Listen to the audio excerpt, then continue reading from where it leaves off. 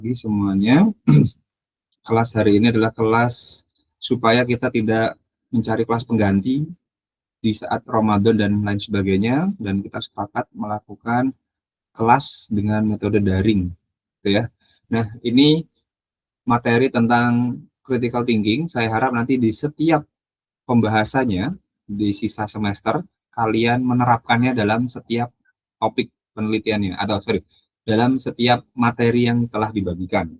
Dan ini juga bentuk dari tujuan pendidikan yang tidak tercover saat penyampaian satu semester, karena pastinya kebanyakan adalah ilmu, maka di sini adalah sehat, dan juga poin yang pertama yaitu tentang bagaimana menjadikan orang itu iman, takwa, dan apa ya kemarinnya, berakhlak mulia. Jadi ini materi saya rangkum di satu pertemuan supaya kita aware tentang tujuan pendidikan tinggi itu, dan adapun yang ilmu pasti kontennya lebih banyak.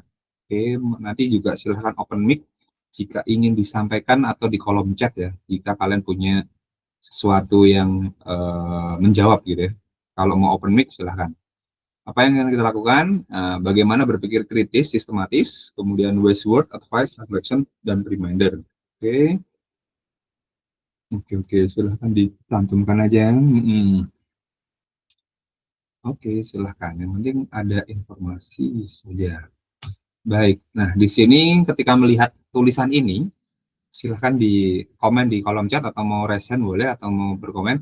Pastinya mayoritas mahasiswa akan mengira ini tulisan atau bahasa asing, Arab. Ternyata ini sudah menjadi bahasa Indonesia, yang berarti tilawah.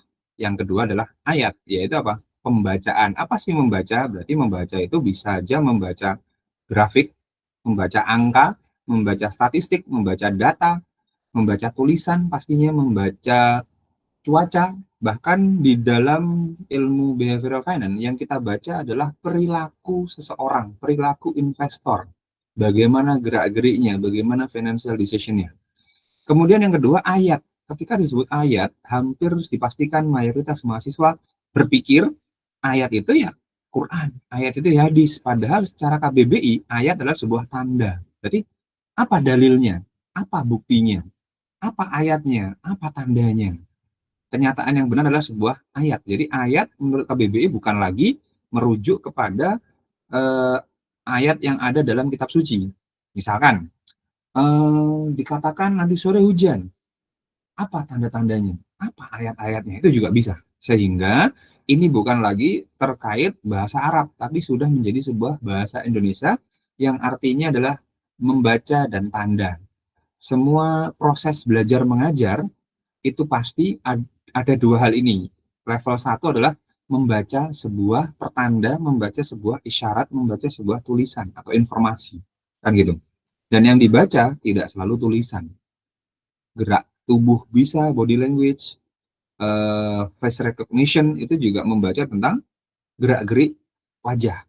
Bahkan di era digital, tidak sedikit financial teknologi yang memanfaatkan face recognition, artinya pengenalan wajah. Berarti kan sudah dikembangkan sedemikian rupa alat untuk membaca, mendeteksi wajah untuk masuk device, wajah untuk login akun, dan lain sebagainya. Kemudian yang kedua, proses belajar itu tazkiyah. Ini belum dibahasa Indonesiakan atau belum diserap oleh KBBI. Artinya, biasanya kata yang dekat dengan tazkiyah itu tazkiyatun nufus, tazkiyatun nafas, dan lain sebagainya. Ini adalah proses di mana kalian akan mengulang-ulang, contemplating, mempelajari lagi, menghubung-hubungkan antara materi yang dipelajari dengan fakta-fakta atau realita yang terjadi di lapangan. Kebanyakan di ranah di kelas-kelas perkuliahan, di kelas-kelas perguruan tinggi, dan tidak menutup kemungkinan di pendidikan menengah yang kalian telah lewati, biasanya belajar teori itu sangat terpaku pada teori tersebut. Jarang langsung dihubungkan dengan realitanya bagaimana.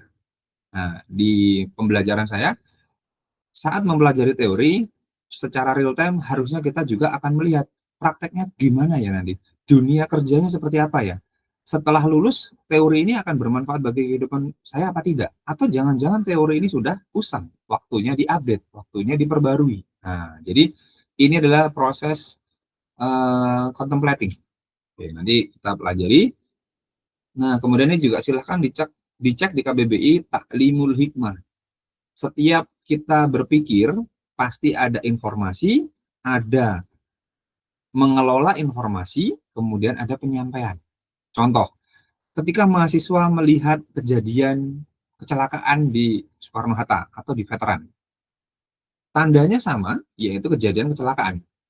Namun, apa yang dilakukan oleh seseorang, oleh mahasiswa katakanlah, berbeda-beda. Ada yang memvideo, ada yang langsung menolong, ada yang memberhentikan, ada yang menelpon polisi, ada yang menelpon ambulan dan lain sebagainya. Itu adalah bentuk dari apa? Hikmah yang tersampaikan. Semisal, ketika disebut kemarin ya, investasi, itu ayatnya, perintahnya sama.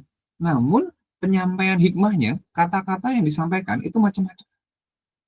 Dan saya yakin penyampaian hikmah, nanti cek KBBI ya arti lengkapnya, itu pasti berdasarkan tazkiyah kalian masing-masing. Dan ketika saya tanya kalian, saya tanya daerahnya di mana, panggilan siapa, di situ saya juga mencoba mendeteksi apa sih isi dari pikiran kalian. Ada kemarin mahasiswa yang cengenges-cengenges, selengehan, ada yang serius, ada yang sopan, ada yang santai namun tetap berisi, ada yang disampaikan itu bukan asal bicara. Ada yang memang itu hasil bacaannya, hasil pikirannya. Jadi dari situ saya coba mendiagnosis sebenarnya yang saya hadapi ini siapa. Karena apa? First impression biasanya adalah jujur. Syukur-syukur kalau kalian sudah biasa, jadi tahu, oh saya sedang eh, diamati, saya sedang didiagnosis. Oke, itu ya. Kira-kira proses berpikir kita seperti itu dan saya harap nanti ke depan bagaimana penyampaian kalian, hikmah yang kalian sampaikan. Hikmah itu adalah suatu pelajaran, suatu kesimpulan, suatu hal yang ingin disampaikan. Nanti sambil berjalan, nah, saya mau uji coba nih. Ini ada sebuah tanda, ya kan? Sebuah ayat. Oke, boleh angkat tangan atau boleh diketik di kolom chat. What do you call it? Kalian menyebut atau melihat apa sih yang saya tampilkan ini? Bisa diketik jawabannya atau mau resen boleh bagi yang suka bersuara. Kita coba ya, bahwasanya penyampaian apa yang diinformasikan itu beda-beda. Silakan. Mulai diketik boleh satu kata minimal maksimal satu kalimat, jangan panjang-panjang apa yang kalian lihat atau what do you call it. Coba. Apa yang kalian bisa sampaikan ketika melihat apa ini? Melihat gambar yang saya tampilkan. Boleh di chat currency terus atau mau ini? Sudah, parsa saja yang lainnya tidak ada isinya kah? Nilai tukar boleh. Yang lainnya sama semua, satu kelas, mata uang alat pembayaran. Oke, oke, oke. Negara Jerman, negara Jerman. Baik. Euro itu satu Eropa, tidak hanya Jerman. Oke, next. Sudah cukup? Mata uang asing. Oke, oke. Yang dilihat itu semua ya. Baik. Ada angka 10 di sana, ada euro di sana, ada EKP di sana, macam-macam tuh. Makanya ini bentuk harusnya ini disampaikan di kelas supaya lebih, tapi karena keterbatasan ini ya, tapi whatever, di sini alhamdulillah tidak ada yang menyebutnya money atau uang. Nanti akan kita bahas what it is. Apakah karakter dari sebuah uang dan mata uang kalau ada waktu. Kita lanjut dulu, ini juga sama, ini adalah fiat currency, fiat money. Ini, oke, ini yang terbaru. Terus, nah, oke. Kalau ini apa yang kalian lihat? Sama jawabannya atau beda? What it is? Jawabannya sama atau beda? Kayaknya dari jawaban yang sudah ada di sini belum ada, belum terjawab. What it is? Apa jawaban kalian? What it is? Yang ada di kolom chat. Ini belum merepresentasikan what it is. Silakan jawab coba. Mata uang Amerika, Roy. Oke, ada lagi? Cukup itu saja? What it is? No one answer? Oke, hanya Roy yang jawab ya. Ini nanti tercatat loh ya di recap, rekap perkuliahan. Ini namanya, ini dia. Bukan, bukan. Yang saya maksud ini dia, banknote. Oke, itu terbaca di situ. This note is legal tender for all debt, public and private. Artinya adalah ini tuh hanya sebuah nota bank untuk menyelesaikan utang piutang baik publik ataupun privat atau non publik, sehingga tidak ada kata-kata money di dalamnya. Jadi dia menyebut dirinya secara empiris, secara kasat mata, banknote. Kemudian kira-kira apa yang menjadi underlying atau yang menjadi pembackup-nya sebuah lembaran ini? Ibaratnya seperti ini. Underlying itu ketika kalian letakkan kendaraan kalian di salah satu mall di Malang gitu, Matos maupun MOG maupun tempat lain, kalian akan mendapatkan karcis parkir. Kalau tidak bisa menunjukkan karcis parkir, kalian tidak bisa membawa keluar kendaraan tersebut. Nah, underlying dari karcis parkir adalah kendaraan yang diletakkan. Pertanyaannya kemudian adalah apa underlying dari $2 Amerika ini? Atau $2 United States dollar, USD. Rizky, mau menjawab Rizky? Silakan Rizky. Underlying-nya itu kepercayaan, Pak. Jadi ketika ada kepercayaan antara dua pihak, nanti diakui, Pak, untuk kepemilikan tersebut. Kepercayaan siapa? Orang Amerika atau orang satu dunia, Rizky? Berlaku kepada semua uang, Pak. Jadi kepercayaannya semua yang memegang fiat money itu di underlying-nya kepercayaan itu sendiri, Pak. Oke, thank you Rizky. Berarti kepercayaan ya, sesuatu yang tidak nampak ya. Baik, ada lagi? Thank you Rizky. Tidak ada? Contoh yang saya sampaikan tadi adalah kendaraan fisik, underlying-nya karcis. Rizky menjawab kepercayaan, berarti kurang sesuai dengan apa yang saya contohkan karena tadi empiris dan tidak empiris. Siapa nih? Rengga Atmaja. Siapa? Roy ya, Roy ya. Saya. Oke, Roy, apa jawaban Roy? Underlying-nya mungkin kekuatan ekonomi negara penerbitnya, Pak. Ini yang ada di gambar ini adalah negara, kekuatan ekonomi negara penerbit. Yang menentukan kekuatan dia kuat apa tidak, Amerika atau satu dunia?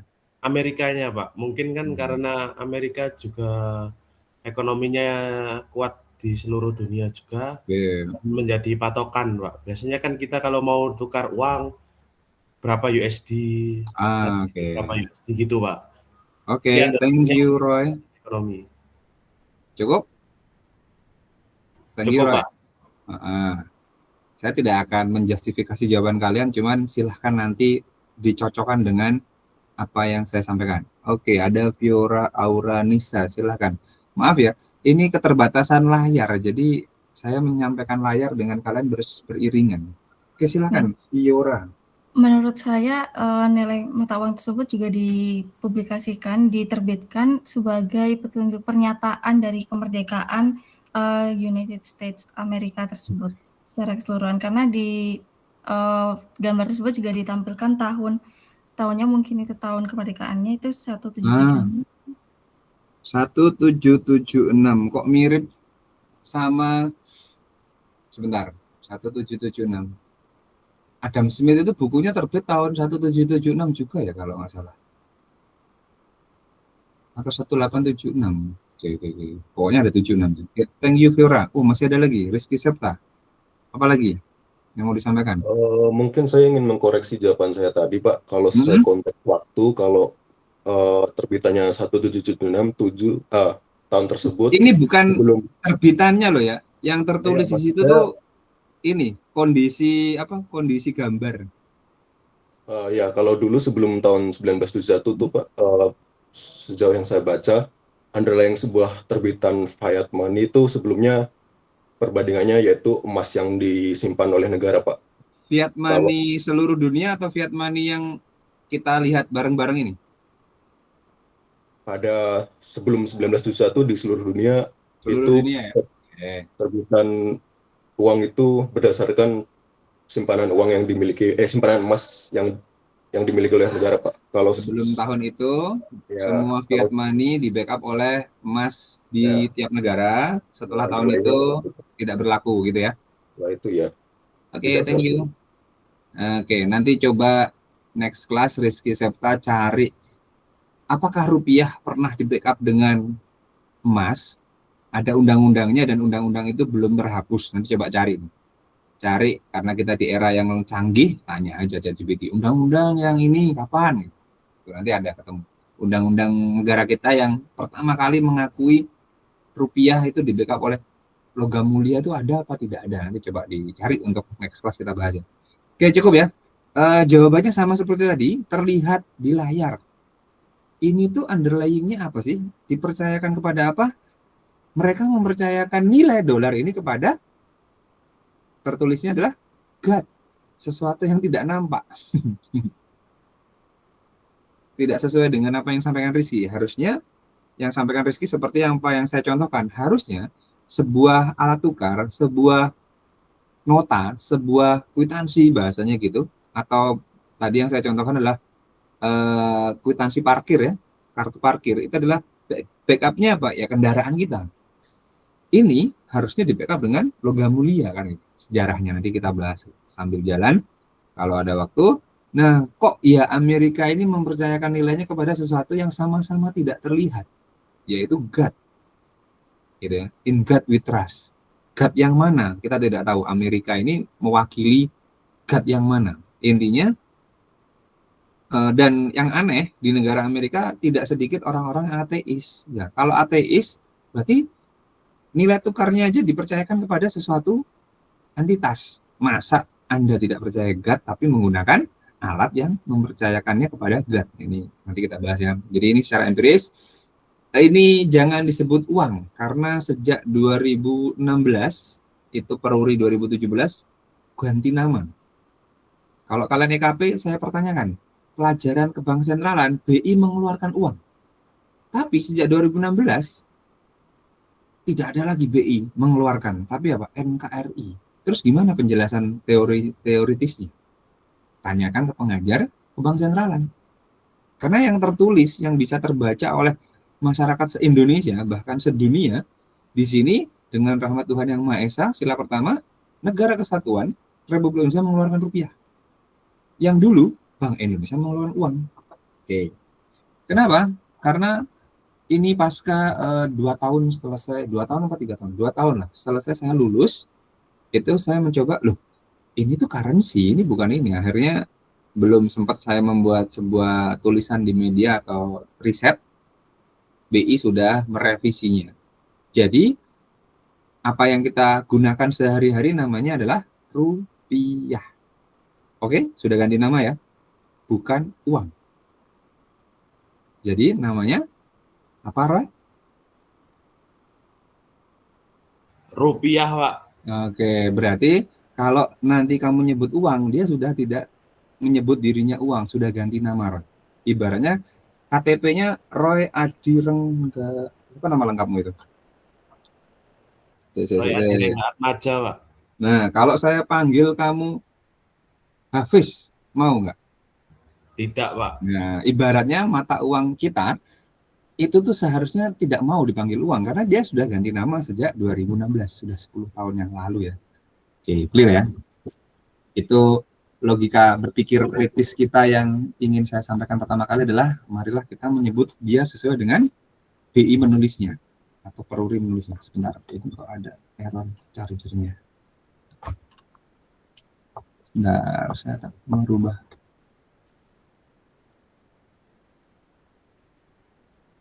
Oke, wait ya, menungguin.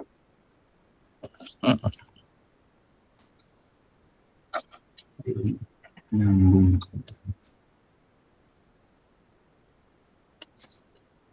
Oke, kita lanjut dulu. Nggak ngecas.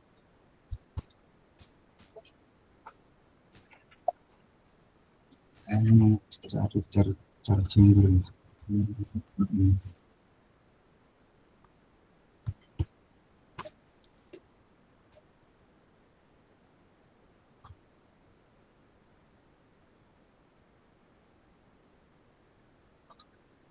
Oke, sebentar. Oke, aduh. Sebentar ya, saya kesulitan.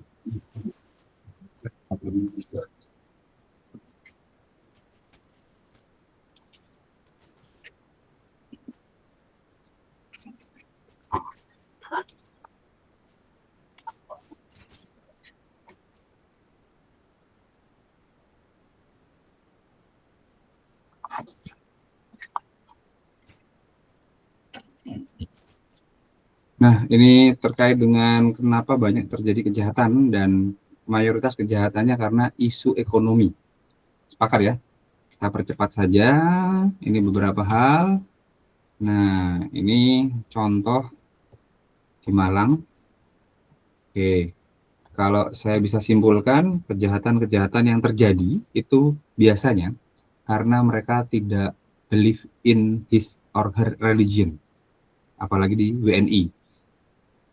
Saya percepat juga. Nah, kira-kira dari masalah yang terjadi di negara kita, baik ekonomi, terutama ekonomi yang kita bahas, karena ini bahasanya economic issue di sini. Yang kita bahas adalah kejahatan ekonomi, dan yang dilatar belakangi oleh ekonomi ini sangat banyak. Contohnya pencurian, motifnya apa? Kebutuhan. Korupsi, motifnya apa? Ekonomi lagi-lagi.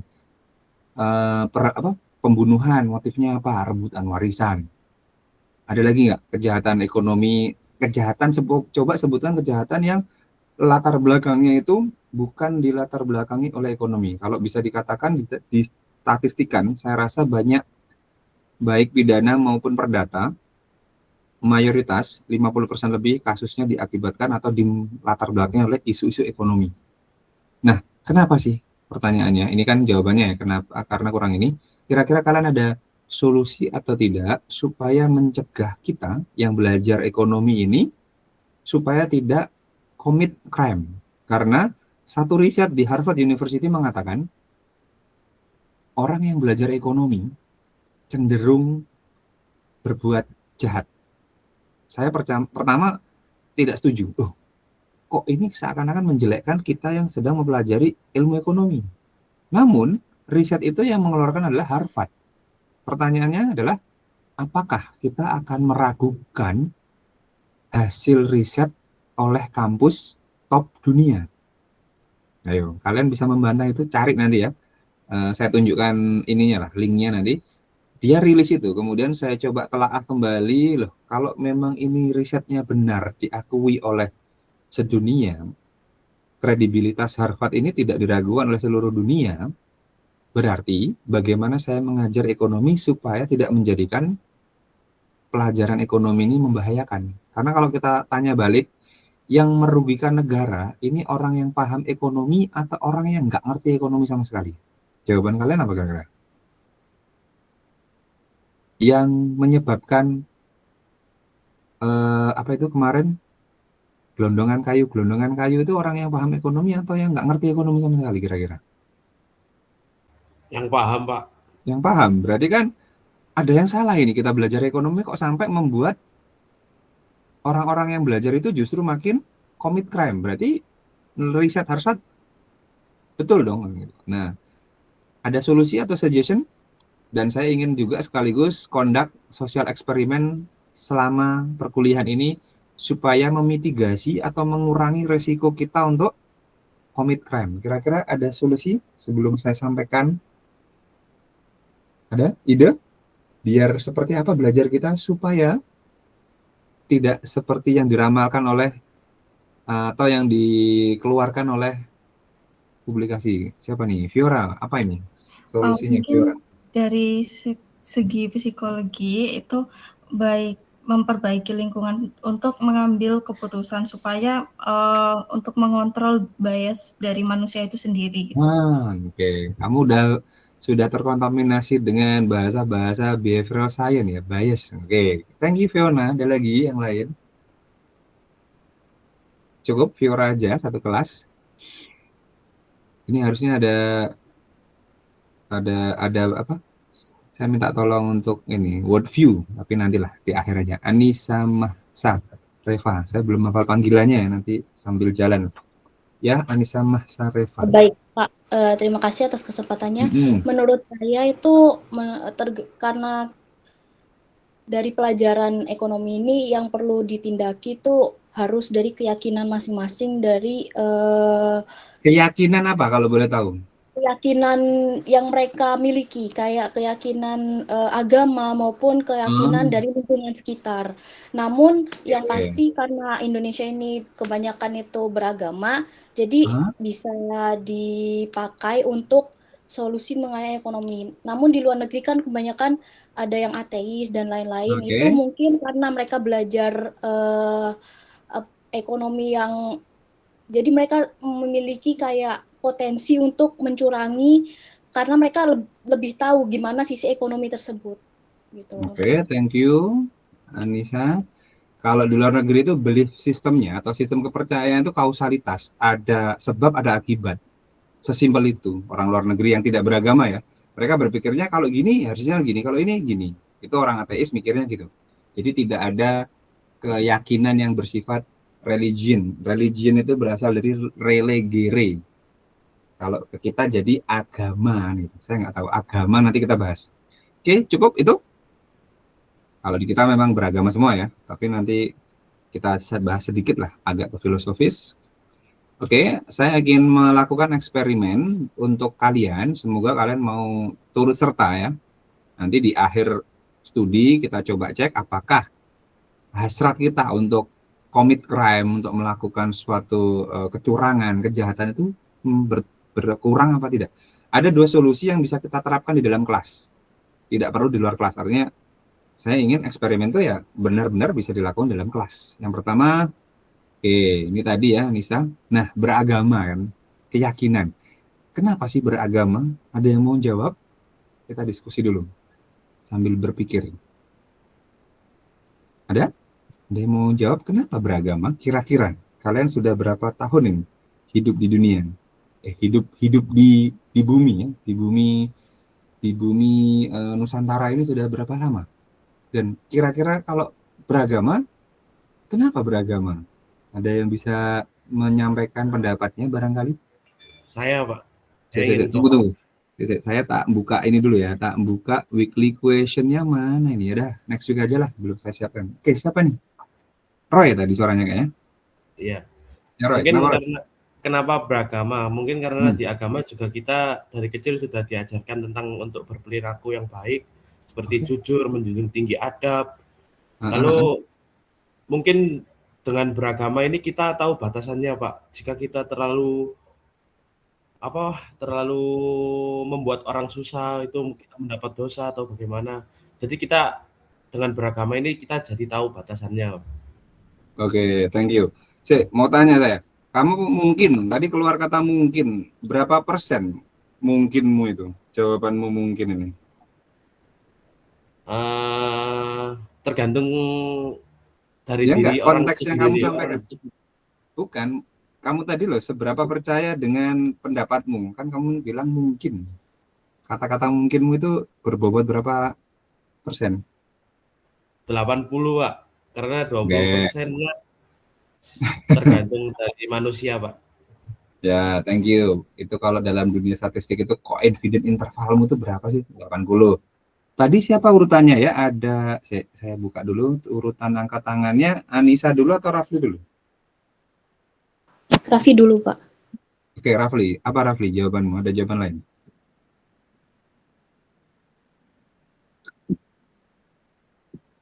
Masih di saya suaranya belum masuk.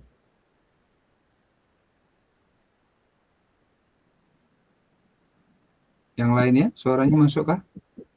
Atau Oke. Kalau belum kita ke Iqbal dulu, kayaknya suara Rafli belum sampai nih di ruang meeting. Iqbal bisa? Silakan Iqbal.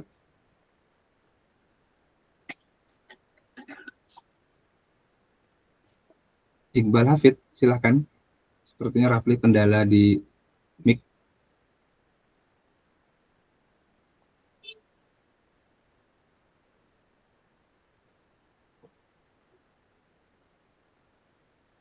Cek Roy.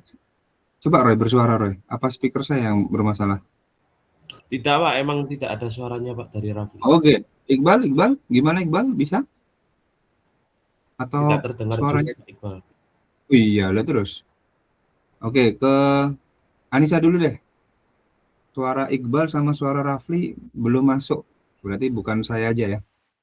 Anissa, silakan Anissa Masa. Dari saya itu kenapa beragama? Karena dalam agama, setelah kita menganut sebuah kepercayaan, pasti ada yang namanya tanggung jawab dari dari pelajaran yang maupun apapun yang ada di kitab maupun yang kita percayain di agama itu.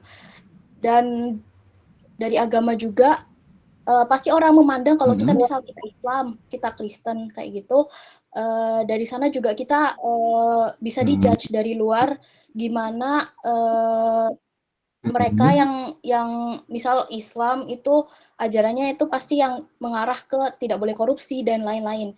Dan jika misal pejabat gitu korupsi, dan itu udah melanggar yang namanya tata krama dari agama itu sendiri.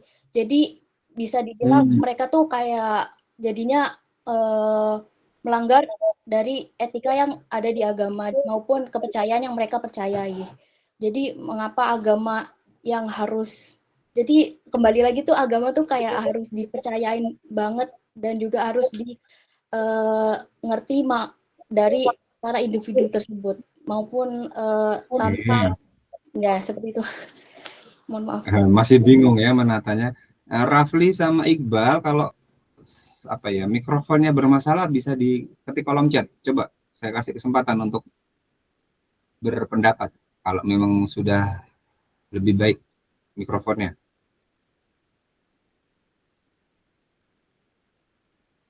Bisa Rafli?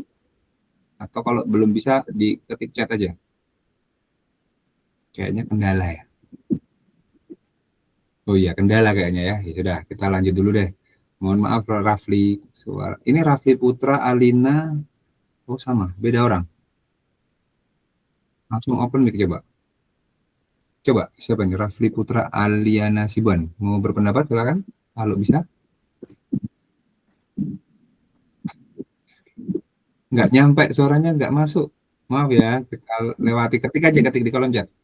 Oke, kita lanjutkan. Agama secara kasat mata kita bisa lihat itu tidak, apatis, agnostik, ateis, kan semua ya.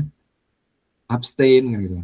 Agama kacau. Berarti secara bahasa, karena agama adalah bahasa Indonesia, tidak diserap dari bahasa manapun, religion bukan, bahasa-bahasa yang lain bukan, di sini tidak kacau. Berarti tujuan beragama harusnya adalah tidak kacau alias teratur.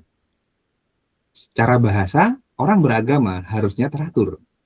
Agama apapun di Indonesia ada aturan-aturan, ada larangan-larangan, ada anjuran-anjuran untuk dilakukan supaya tidak kacau, supaya teratur. Sepakat ya secara bahasa itu. Oke, saya tidak akan membedakan beda-bedanya, cuman dari sisi bahasa itu. Makanya supaya kita tidak kacau dalam berekonomi, harusnya kita melihat solusinya apa sih? Agama mengatakan di Islam ada doa yang bisa dilakukan di kelas. Oke. Di Protestan dan Katolik ada juga doa. Karena kitabnya 11-12 kan gitu. Saya kurang tahu, tapi mereka bilang, coba nanti dikonfirmasi ya benar atau salahnya. Katolik dan Protestan di Indonesia itu kitabnya sama, Bible. Bedanya nanti ada di penjelasan-penjelasan atau di penafsirannya atau di hermeneutikanya. Intinya kitabnya sama. Ini saya coba kutip, ternyata Kalau kita mengacu kepada agama supaya tidak kacau, yang bisa dilakukan di kelas itu dua ini. Berdoa, berdoa. Kita lihat lain. Hindu, ada nggak pemeluknya di sini? Juga. Kita diminta untuk berdoa. Oke. Di Buddha juga sama. Saya punya mahasiswa beragama Buddha. Iya Pak, benar. Ada doa sebelum belajar. Kan itu. Karena kita konteksnya belajar. Jadi mempelajari ekonomi supaya kita tidak greedy, dianjurkan untuk berdoa. Di agama yang terakhir ditambahkan di kurikulum kita, di undang-undang kita ada Konghucu. Ternyata sama. Ada anjuran untuk doa. Oke. Berarti yang bisa kita lakukan di dalam kelas, bahkan Yahudi pun, yang notabene Zionis Israel itu juga Yahudi, tapi yang jahat Zionisnya ya, bukan Yahudinya. Karena kalau yang Muslim mungkin menurut Muslim semua 25 nabi itu sebagian besarnya adalah orang Yahudi. Jadi Yahudi itu tidak semuanya jahat. Kebetulan aja yang Zionis Israel yang jahat gitu. Jadi di agama Yahudi pun, agama Samawi itu apa? Agama langit itu juga ada berdoa. Oke, ini kalau Islam ya, yang Muslim mungkin ini apa ini? Nah, kalau ini tentang taman surga, yaitu majelis-majelis atau kelas-kelas itu menurut Islam ini. Nah, ini mungkin bisa kita lakukan bagi yang Muslim, silahkan dibaca. Oke, ini yang Muslim. Saya akan percepat saja. Kalau yang selain Muslim nanti boleh disumbangkan ke saya untuk bacaan doanya apa, supaya nanti bisa saya sampaikan. Karena saya punya mahasiswi Hindu, itu nanti akan saya sampaikan di Google Classroom tentang doa ini. Jadi silahkan nanti sebelum kelas diamalkan masing-masing. Doa-doanya sebelum belajar. Yang bisa kita lakukan supaya tidak berpikiran jahat dalam ekonomi adalah berdoa sebelum belajar ekonomi. Barangkali itu ya. Oke, ini baca sendiri-sendiri yang Muslim. Kemudian ini silahkan nanti yang Muslim bisa dibaca juga, perbarui atau perbaiki niatnya. Oke, ini saya siapkan sekaligus untuk kelas ekis juga. Oke. Nah, yang atas ini bukan kitab suci, ini bahasa Arab saja. Pepatah dalam bahasa Arab mungkin ada yang bisa baca di atas adalah man arfa bu'da safar ista'ada. Artinya apa sih? Saya nyampaikan ini seperti halnya di awal tentang ya Iqbal Hafiz mau menyampaikan apa? Sudah bisa bersuara atau belum? Ini Iqbal yang tadi suaranya belum keluar kah? Oh nggak jadi. Oke, man arafa buddha safar ista'ada, silahkan kalian niatkan. Masih cengkling-cengkling. Oh kepencet. Oke. Man arafa buddha safar ista'ada ini sebuah pepatah yang mengatakan barang siapa tahu jauhnya suatu tujuan perjalanan, maka bersiap-siap. Jika kalian sudah setting, saya target nilainya harus A, berarti persiapannya harus lebih baik dibanding yang B+. Target saya cukuplah Pak, B+ saja. Berarti targetnya tidak lebih berat dibanding yang B. Pak, saya cukup lulus aja, berarti targetnya tidak seberat yang A. Jadi silakan kalian siapkan. Saya ingin lulusnya 4 tahun. Berarti apa langkah-langkah yang kalian harus terapkan? Lakukan supaya tidak molor masa studinya. Saya mau nikah sebelum lulus kuliah, berarti apa? Persiapan-persiapan yang perlu disiapkan gitu, dilakukan gitu. Itu silahkan nanti kalian niatkan mempelajari mata kuliah ini tujuannya untuk apa kira-kira. Oke, itu ya. Itu tentang ista'adat. Ini nasihat bagi yang belajar, bagi yang fast learner, jangan pelit untuk sharing ke teman kalian. Karena saya pernah punya teman itu, dia wah saya sudah kursus mahal-mahal kok diajarkan. No, tentang ilmu, semakin kalian share pemahaman kalian, maka semakin paham. Oke. Jadi kenapa metodenya kemarin presentasi? Karena semakin kalian berbagi ilmu, maka kalian akan semakin memahami apa yang kalian bagi. Adapun bagi yang slow learner di kelas ini, ya, yang slow learner itu adalah yang belajarnya merasa pelan. Jangan malu bertanya. Kalau malu bertanya di kelas, takut dianggap penghambat belajar, bertanyalah kepada teman kalian yang cepat.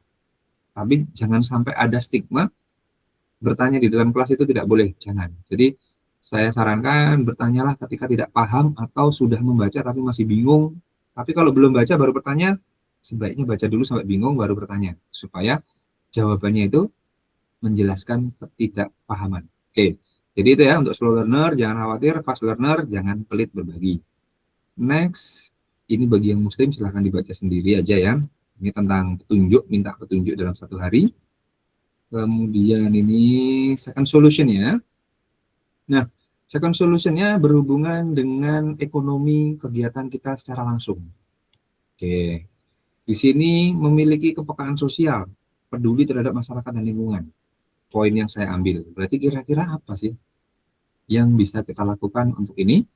Nih ya. Nah, semua supaya menjadi baik. Karena sedikitnya orang baik dan banyaknya mereka yang diam.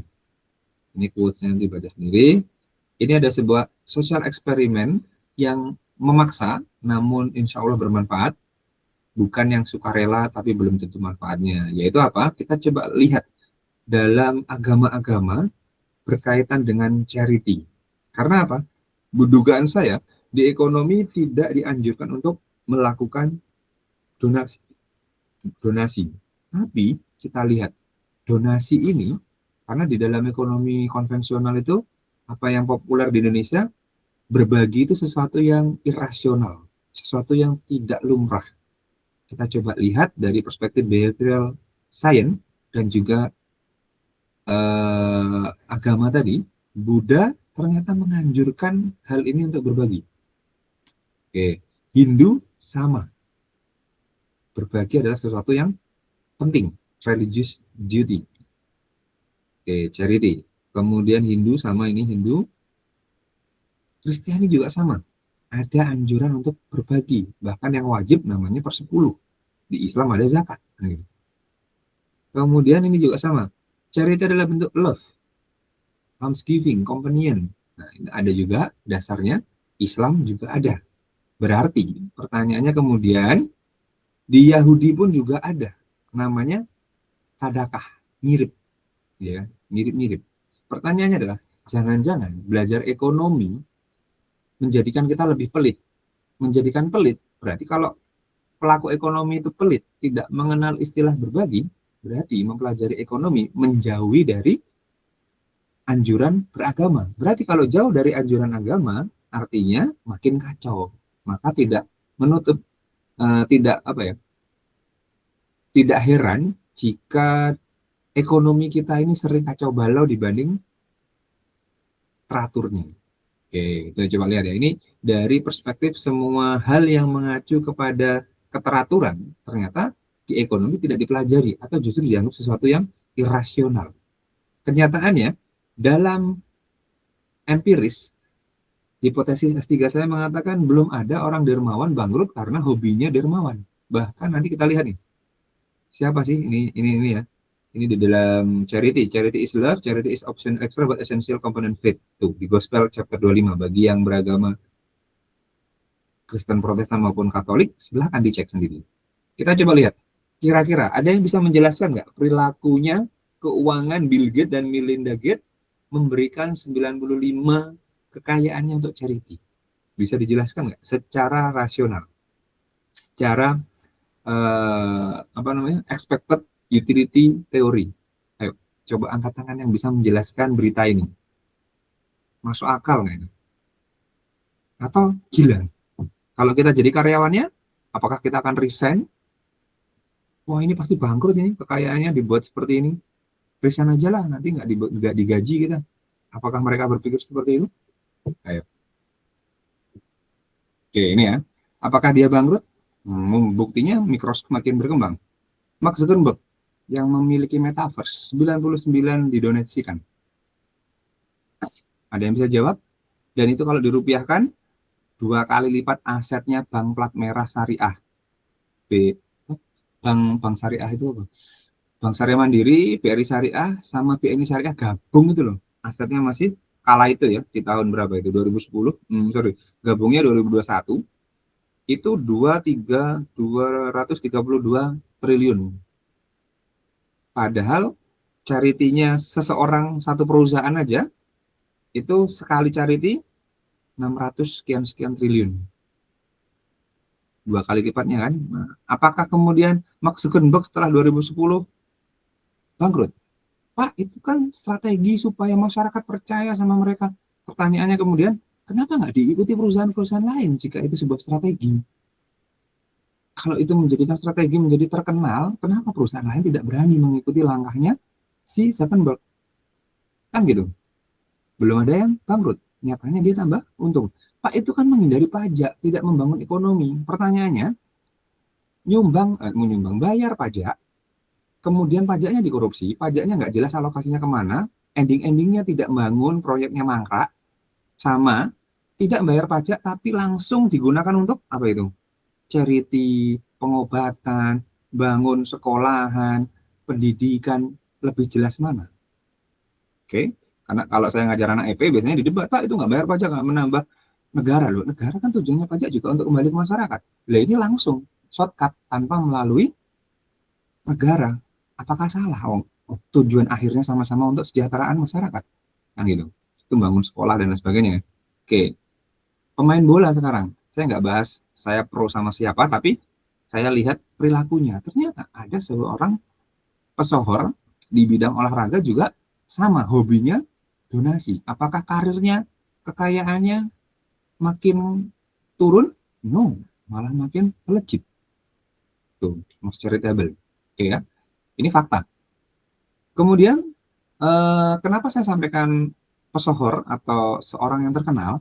Karena tidak semua yang saya ajar, tidak semua yang saya ketemui itu orang-orang yang ketika disampaikan dalil-dalil agama itu paham. Makanya dalil-dalil atau ayat-ayatnya adalah ayat-ayat Ronaldo, tanda-tanda dari seorang bintang. Dia berkata, orang tuaku mengajariku ketika engkau menolong orang lain, maka Tuhan akan menolongmu 2 kali lipat. Gitu. Kemudian, dan itu yang terjadi padaku, ketika aku menolong orang lain yang membutuhkan, Tuhan menolongku 2 kali, lebih banyak. Motivasinya adalah ingin ditolong Tuhan. Dan kenyataannya secara data, Ronaldo itu sampai tua hari ini, sampai umurnya yang tidak produktif secara nalar kita, masih mencetak gol kan gitu. Ini dia donasinya. Ya, saya bukan pro siapa pemain bolanya ya, tapi cuman perilakunya ini loh. Ini behavioral finance-nya gimana ini? Nggak bisa expected utility teori jelasin ini. Biar dia dikenal, biar dia ini, oke lah monggo. Kalau memang pengen populer dengan cara Ronaldo, ayo coba ditiru, bisa nggak? Bahkan tidak hanya dana, dia juga mendonasikan sosial darahnya ya. Oke, ini tonton sendiri aja lah. Perbandingan pemain sepak bola lain. Pemain film juga sama. Ternyata orang ini juga sama, hobi donasi. Apakah karirnya makin surut? Ternyata seriesnya John Wick makin banyak pendapatannya. Sadio Mane. Kalau kita tanya, Senegal itu apa ya? Pembangunan ekonominya karena pajak, karena kebijakan pemerintah, atau karena sumbangannya seorang pemain bola, di mana bangun sekolah, bangun rumah sakit, keluarga tiap bulan dikasih, jaringan kemitraan. Nah ini ya. Berarti gimana nih analisis ekonomi kalau ada orang seperti ini? Apakah tidak dianggap kan gitu? Karena apa? Hal-hal yang dilakukan ini tidak ada dalam teori ekonomi kan gitu. Kemudian ini ada juga seorang miliarder jadi miskin karena donasi. Beritanya Forbes mengatakan demikian. Namun, apakah secara behavioral science beliau merasakan kesempitan, tidak lapang, sengsara? Nyatanya tetap kaya. Ini orangnya sumbang 1,1 triliun harta kekayaan untuk amal. Ini Aroj yang punya Aroj Bank. Apakah setelah nyumbang dia jatuh miskin? Kok enggak sih? Jadi dari sekian bukti-bukti, ini yang muslim ya, barangkali yang nanti dijadikan menjelang Ramadan, silahkan dibaca sendiri. Indikator baik yang saya temukan di Islam, barangkali nanti di agama lain yang saya coba kumpulkan. Kenapa saya mencoba mencari benang merah di antara hal-hal ini? Ya karena ekonomi ini sejatinya bagaimana kan? Karena di seminar konferensi terakhir yang internasional saya ikuti, itu diharapkan akan muncul aliran-aliran baru, Christian ekonomik, Hinduism ekonomik, Buddhism ekonomik, di mana dalam hal berekonomi harusnya sama. Tapi dalam hal akidah tentang Tuhan, oke, lakum dinukum waliyadin, saya tidak akan komentar itu. Tapi dalam hal membangun sebuah perekonomian, harusnya setiap agama-agama tadi memiliki pandangan yang tidak jauh berbeda, yaitu untuk kebaikan supaya teratur ekonomi. Ini kebetulan saja beragama Islam, jadi kebanyakan informasinya hal-hal tentang ini ya. Nanti yang Muslim baca sendiri. Oke, saya percepat. Nah ini, saya sedikit cerita tentang, tapi perusahaannya sudah tidak ada, nggak perlu lah. Nah, corporate donation. Ada sebuah cerita, kisah nyata di Surabaya, perusahaan tisu. Yang menceritakan saya adalah dosen manajemen sekarang. Dulu beliau pernah bekerja di perusahaan tisu di Surabaya, menjadi seorang auditor manajemen keuangan. Singkat cerita, beliau penasaran dengan laporan keuangan. Kenapa Pak Komisaris ini selalu menyumbang untuk masjid dan pondok pesantren yang notabene beliau adalah seorang pemeluk agama Kristen. Saya lupa Kristennya apa. Beliau penasaran, sebelum keluar dia beranikan bertanya kepada Dewan Direksi. Pak, kenapa sih komisaris ini punya hobi menyumbang di lembaga-lembaga masjid, pesantren, di luar persepuluhnya ke gereja? Jawabannya adalah, dia percaya ketika membantu gereja, ketika membantu masjid, ketika membantu pondok pesantren, omset perusahaan tisu itu naik 10 kali lipat. Itu real. Data primer saya dapat dari beliau di dosen manajemen. Ketika itu telling story ke saya itu pernah bingung, Mas. Nggak ada itu pelajaran manajemen keuangan tuh kayak gini. Tapi kenapa ketika saya bekerja saya menemukan fakta yang unik, dan jawabannya ini nggak masuk akal sampai saya sekarang gitu. Terus ketemu, diskusi, walhasil sekarang makin dekat sama beliau. Itu salah satunya. Kemudian saya punya teman yang bekerja sebagai beliau dulu ketika saya main ke Jakarta diamanahi satu kamar kos. Saya diajak ke kamar kosnya, itu ternyata apartemen di Rasuna Said, depannya ANTV. Ini kos-kosannya? Iya. Kamu sedang apa kok kemana-mana diantar apa tidak bekerja? Singkat cerita, dia off 3 bulan setelah mengerjakan proyek Perindo. Kan setelah itu, ya ini kami sedang membuat proyek diajukan, jadi 3 bulan ini tidak ada kegiatan. Kita vakum untuk menunggu keputusan dari pemerintah apakah partai pengajuan kita itu muncul. Singkat cerita Perindo. Nah, di situ bosnya, itu kan Pak Haritanu, itu memang banyak charity-nya ke umat-umat Islam. Saya juga mikir, kenapa ya beliau kok bantu Muslim, padahal agamanya bukan, dan persepuluhnya juga lancar gitu. Cuman barangkali punya perspektif yang sama dengan pengusaha yang ada di Surabaya tadi. Ketika membantu itu saya juga heran gitu, kok bisa gitu. Tapi karena saya tidak bertemu langsung, tidak bisa melakukan wawancara atau interview tambahan. Tapi intinya ada orang yang punya kepercayaan seperti itu. Berarti di dalam ilmu ekonomi itu dianggap tidak rasional, tapi di dalam kaidah behavioral science, behavioral economics, itu nyata dan ada. Dan saya ketika itu pernah bertanya kepada Pak Fit Averson, seorang dosen di UI yang pernah berkunjung ke UB. Beliau berkata, semua apa yang dilakukan manusia selama dia tidak gila itu adalah rasional menurut manusia, Mas. Walaupun secara teori tidak rasional. Terus mana Pak yang dimenangkan antara rasionalitas seseorang dengan rasionalitas teori? Beliau berkatakan, ya manusia selama dia tidak dinyatakan gila. Karena perilaku dia itu rasional, real, positif, ekonomik, perilaku yang nyata. Sehingga mata kuliah kita ini juga melihat perilaku itu sebagai sebuah data empiris. Meskipun secara theoretical frameworknya, secara kaidah teori pelajarannya itu tidak rasional menurut asumsi-asumsi yang dibangun oleh pakar. Namun kenyataannya demikian. Nanti jika kita bahas Ramadan Effect. Kenapa sih harga-harga cenderung naik? Kenapa para pelaku usaha cenderung banyak memproduksi ketika menjelang Ramadan, dan itu dirasakan oleh seluruh masyarakat Indonesia, tidak hanya yang beragama Muslim. Saya yakin itu. Semuanya pasti merasakan euforia hal itu. Saya nggak tahu kenapa. Nanti kita pelajari. Kemudian riset berikutnya, kemudian kalau dalam Islam, saya baru menemukan di Islam ya, di perspektif lain belum. Jika tidak mau berbagi, apa sih akibatnya? Oh, ternyata ada sebuah riwayat yang mengatakan, saya belum menemukan di perspektif lain ya, semoga nanti menemukan, ternyata didoakan bangkrut. Pertanyaannya, yang saya mau jadikan hipotesis kedua untuk riset yang ke depan, apakah orang-orang yang bangkrut, orang-orang yang mengalami kerugian, itu memang benar-benar pelit, benar-benar tidak punya alat untuk mitigasi risiko berupa berbagi? Kalau iya, berarti itu makin memperkuat empirical evidence. Oke, ini baca sendiri yang Muslim nanti ya. Intinya, yang kedua, eksperimen yang ingin kita lakukan adalah, ayo, let us pray, let us donate. Di dalam setiap pertemuan ke depan, berdoa sesuai kepercayaan masing-masing, dan memaksakan diri untuk berdonasi.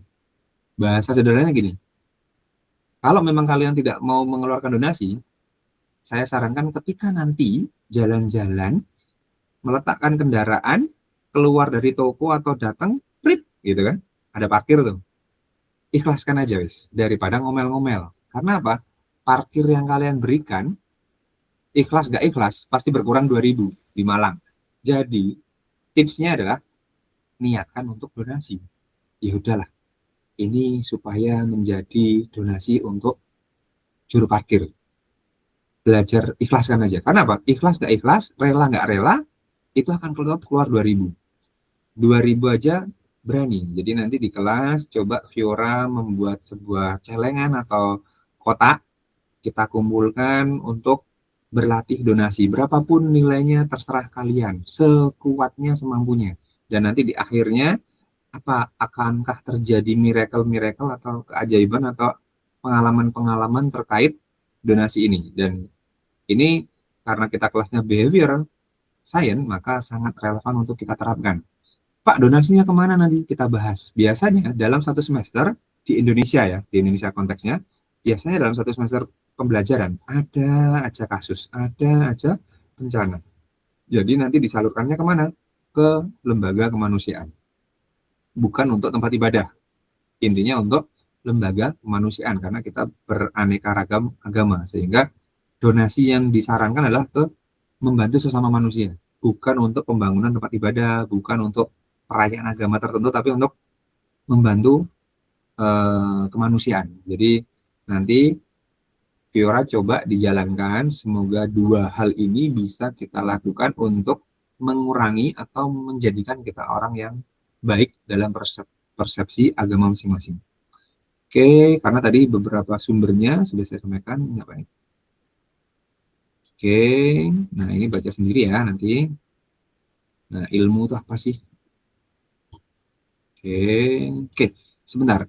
Untuk ke depan, nanti saya minta tolong, kita cukupkan saja ya sampai di sini. Next consultation, saya harap setiap kelompok nanti bergantian memfinalisasi materinya di kelas, dan bergantian ke depan untuk berdiskusi atau bertanya atau konfirmasi terkait yang sudah disiapkan. Saya harap 1 pekan, 2 pekan cukup untuk kalian menyiapkan rank-rankan atau draftingnya. Syukur-syukur kelompok 1 sudah jadi, tinggal dikoreksi atau dievaluasi.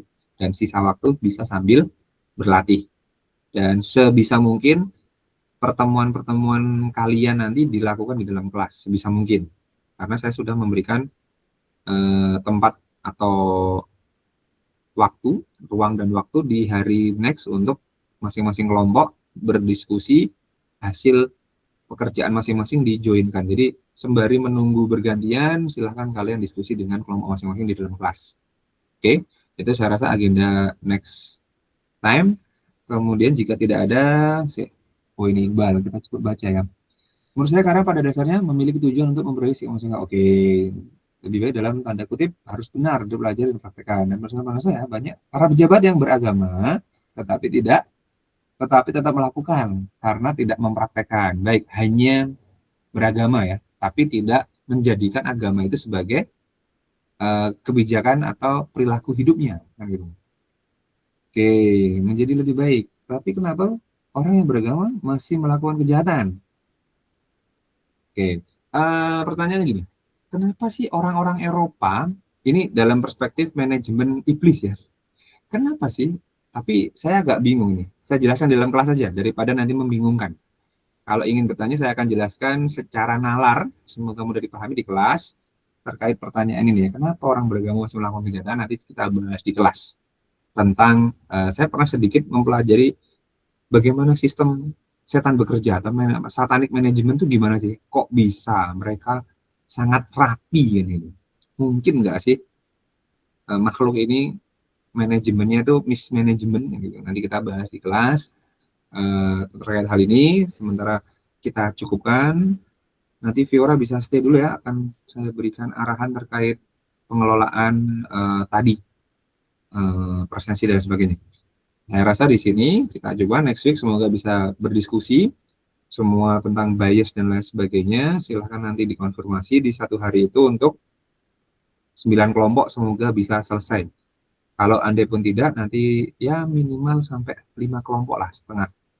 Dan kita akan diskusikan juga selama kelas online nanti kapan saja coba nanti dipersiapkan atau strateginya supaya tidak banyak kelas-kelas pengganti di luar jam kelas kita, atau enggak diidentifikasi apakah hari Senin itu ada libur, kalau ada pengalihan kelas nanti bagaimana, kita akan diskusikan di kelas berikutnya.